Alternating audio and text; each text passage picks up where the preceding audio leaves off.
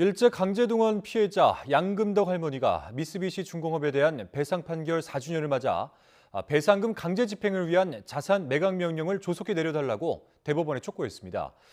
애초 임박한 것으로 알려졌던 매각 명령은 윤석열 정부 출범 뒤 외교부의 기류 변화와 대법관 인선 등을 거치며 계속 미뤄지고 있는데요. 오석준 신임 대법관이 취임하면서 속도가 붙을지 관심이 쏠리고 있습니다. 나혜인 기자입니다. 해가 바뀌면 95살이 되는 일제 강제동원 피해자 양금덕 할머니가 쌀쌀한 날씨에 대법원 청사를 찾았습니다. 일본 미쓰비시 중공업의 배상 책임이 확정된 지 4년이 지났지만 여전히 이행하지 않는 전범 기업과 이를 내버려두는 사법부를 규탄하기 위해서입니다. 나는 사죄라는 것은 일본 가서 도성을 해놔서 일본 사람이 아니라 일본 놈한테 기어이 악착같이 내가 노력한 대가를 받으려고 생각하고 있습니다. 양 할머니는 지원단체와 함께 대법원이 반년 넘게 심리 중인 미쓰비시 상표권과 특허권 매각명령 사건을 조속히 결론 지어달라고 촉구했습니다. 이미 지난해 압류명령까지 확정됐는데 더 숙고해야 할 이유가 뭔지 이해하기 어렵다며 혹시 윤석열 정부의 눈치를 보는 게 아닌지 의심하지 않을 수 없다고 비판했습니다.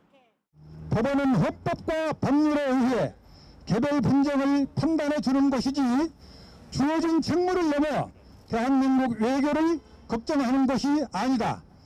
지난 7월 우리 외교부는 한일 민관협의회 같은 외교적 노력을 강조하며 대법원에 미쓰비시 자산에 대한 최종 매각 명령을 사실상 보류해달라는 의견서를 냈습니다. 최근에는 배상금을 한일 다른 기업들의 기부금으로 대신 지급하는 병존적 채무 인수 방안도 논의되는 것으로 알려졌습니다.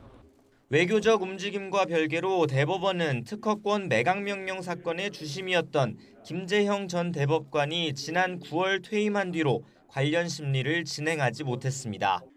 이제 공은 80여일 만에 공석을 채운 오석준 신임 대법관에게로 넘어왔습니다. 국민이 수긍할 수 있는 합리적이고 정의로운 판결을 하는데 온 힘을 쏟겠습니다. 손쉽게 가치관에 따른 양자택일을 하지 않고 정답에 가까운 그 무엇을 찾기 위해 끊임없이 노력하겠습니다. 일단 미쓰비시 자산에 대한 압류 명령이 이미 대법원에서 확정됐다는 점에서 매각 명령 결론이 뒤집힐 가능성은 작다는 전망이 많습니다. 다만 재판부가 당분간 한일 외교 상황을 지켜볼 수도 있다는 관측이 나오는데 과거 강제동원 배상 소송을 두고 재판 거래 의혹으로 홍역을 치른 대법원으로선 마냥 미뤄두는 것도 부담으로 작용할 수 있습니다. YTN 나힌입니다.